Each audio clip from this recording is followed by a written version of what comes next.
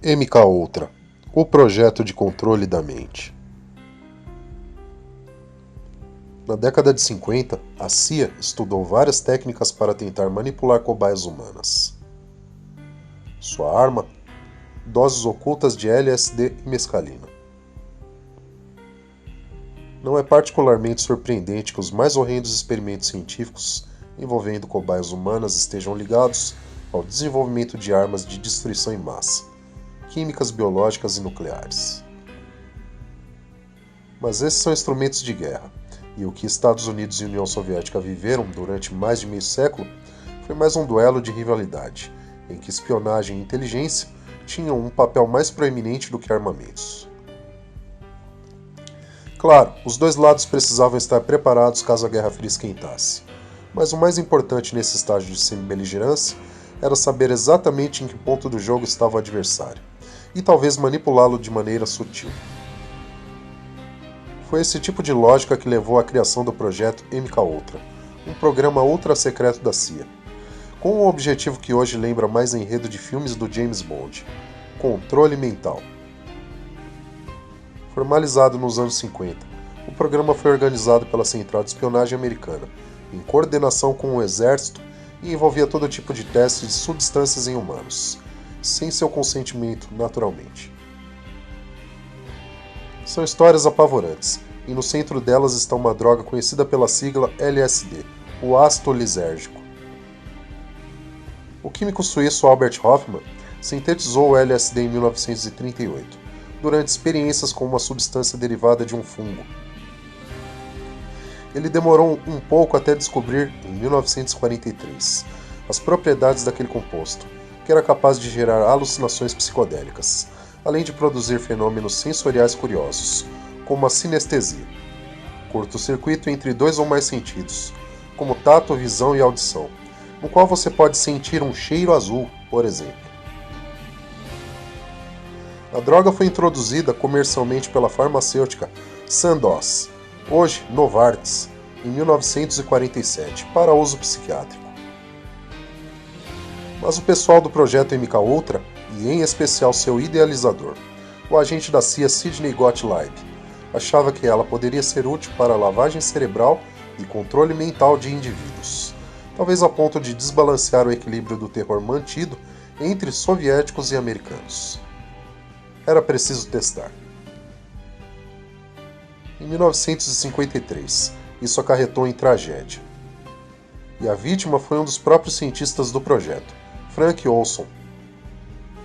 Sem autorização oficial, Gottlieb decidiu conduzir um experimento com seus colegas, e, em novembro daquele ano, ele misturou LSD ao Cointreau, um tipo de licor que todos iriam beber. Vários dos homens tomaram, sem saber de nada, inclusive Olson, reconta o historiador Jonathan Moreno. Eles rapidamente se dissolveram numa sessão de comportamento estranho, que durou a noite inteira. Mas Olson ficou especialmente perturbado pelo que estava acontecendo a ele. Um de seus companheiros o descreveria depois como alguém que está se tornando psicótico. Nos dias seguintes ao teste, Olson ficou profundamente deprimido e mal falava com sua esposa. Seguiu-se uma crise psiquiátrica.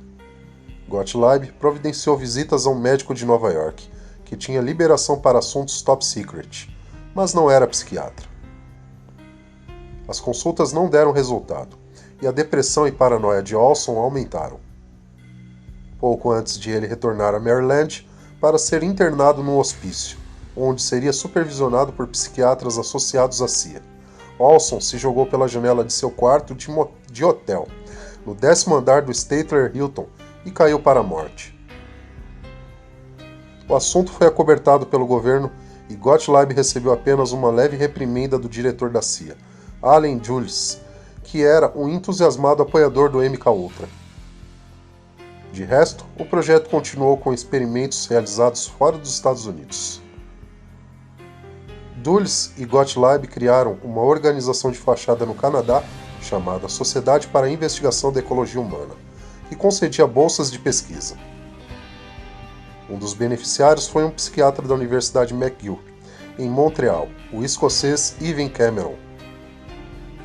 Na década de 50, ele usou eletrochoques e drogas, incluindo LSD, para despadronizar tanto o comportamento normal como anormal, com a meta de criar amnésia temporária que levasse à recuperação sem os comportamentos indesejados.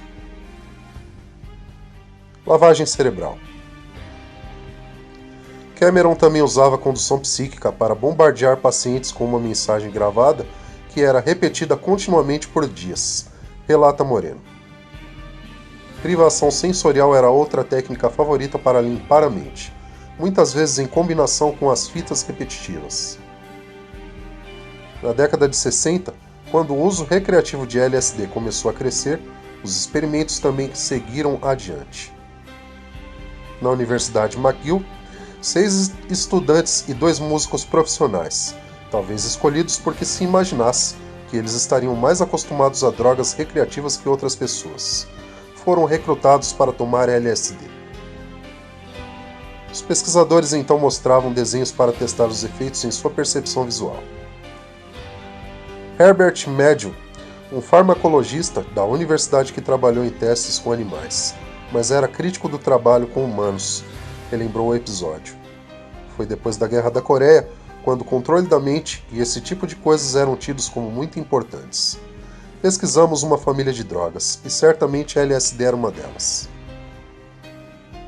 Mas nenhum episódio de investigação de controle mental chocou mais do que o que envolveu o tenista Harold Blower, que tinha 42 anos em 1952, quando se internou voluntariamente no hospital Bellevue, em Nova York, com depressão clínica. Dali ele foi transferido para o Instituto Psiquiátrico, IP, que por sua vez tinha um contrato secreto com o exército para os testes de drogas alucinógenas, tipo de trabalho que depois seria centralizado no projeto MKUltra. Blower chegou ao IP em 5 de dezembro de 1952 e passou por diversas sessões de psicoterapia, que pareciam estar dando bons resultados. Então o tenista foi informado de que receberia uma droga experimental, mas ninguém disse a ele que a substância não tinha por objetivo ajudá-lo. Era mescalina, um alucinógeno extraído de cactos, mas numa variante que jamais havia sido testada em seres humanos. Entre 11 de dezembro e 8 de janeiro, Blower recebeu 5 injeções diferentes de 3 derivados de mescalina. O relatório do médico indica que, antes da primeira injeção, o esportista estava muito apreensivo e que persuasão considerável foi exigida para fazê-lo se submeter. Suas únicas reações foram a sensação de pressão na cabeça e um suave tremor numa das pernas. Na segunda injeção ele seguia apreensivo e na terceira, em 23 de dezembro, ele pediu às enfermeiras que encontrassem uma desculpa para que ele saísse do tratamento. Mas ele recebeu a injeção do mesmo jeito e sofreu tremores pelo corpo todo.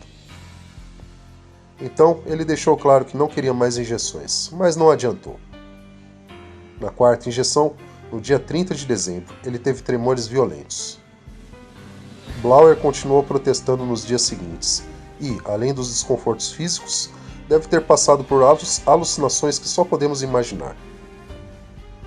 Então, no dia 8 de janeiro, ele recebeu a última injeção, uma nova dose da primeira versão da mescalina que havia sido injetada nele, só que em quantidade 16 vezes maior. E eis o que aconteceu. Às 9h53, a injeção intravenosa foi iniciada. Blower protestou, e o procedimento foi concluído 2 minutos depois. Às 9h59, ele estava muito agitado e teve de ser amarrado pela enfermeira. O paciente suava demais e balançava os braços freneticamente. Às 10h01, o corpo enrijeceu, a respiração estava ofegante e o pulso a 120 batimentos por minuto. Às 11h45, entrou em coma. Às 12h15, os médicos registraram o óbito de Blower. A história terminou em acobertamento. Aliás, por pouco, todo o projeto MKUltra não passou completamente invisível diante dos historiadores. Depois de não obter resultados em incontáveis experimentos, a partir de 1964 ele começou a encolher e foi finalizado em 1973, quando o então diretor da CIA, Richard Helms, ordenou a destruição de todos os arquivos ligados a ele. Em 1975, as histórias macabras começaram a aparecer, por relatos de testemunhas. O presidente Gerald Ford encontrou-se pessoalmente com a família de Frank Olson, aquele que se tornou paranoico e se suicidou em 1953, e pediu desculpas em nome do governo americano pela morte do cientista.